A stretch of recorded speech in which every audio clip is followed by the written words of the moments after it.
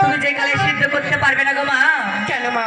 কেন না, তুমি যে অসতী কলঙ্কিনী, তুমি অসতী কলঙ্কিনী এই আড়াই মুষ্টি লোহার কালাই তুমি কেমন করে জাল দিয়ে সিদ্ধ করবে গো মা?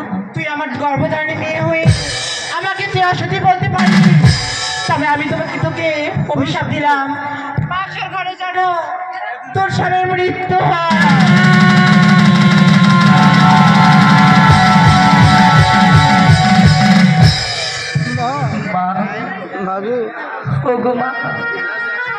আমাকে তুমি আমার গর্ভধারিণী মা, তুমি আমাকে এত বড় অভিশাপ দিতে পারলে গো মা? মা ফিরিয়ে দাও, ফিরিয়ে নাও তোমার দেওয়া সেই অভিশাপ তুমি ফিরিয়ে নাও মা। তাই ভগবান, আমি যদি তবে যাই হয়ে যাক না কেন থাকো, আমি যদি সতী নারী হয়ে থাকি তবে একটি কথা বলছি, আমি যেন আজ আয়ুকার জালটা সিদ্ধ করতে পারি। তুমি আমার প্রতি সহায় থেকো ঠাকুর, তুমি আমার প্রতি সহায় থেকো।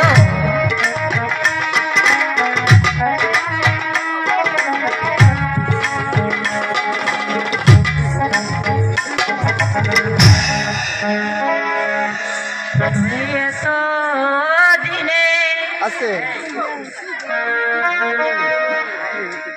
এত দিনে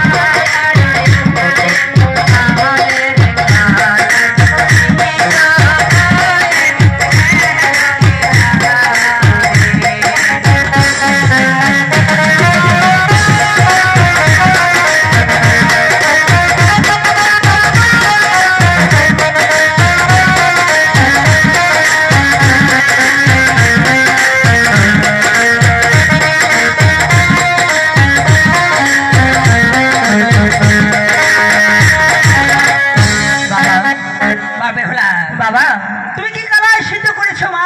হ্যাঁ বাবা। নাও দেখি। তবে নাও কালাই তুমি এখন এসো মা। ঠিক আছে এসো। তবে বিদায়। কোথায় বিয়ে বসাই?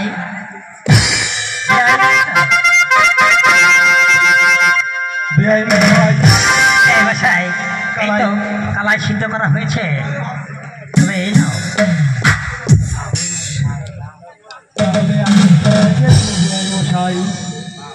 বসাই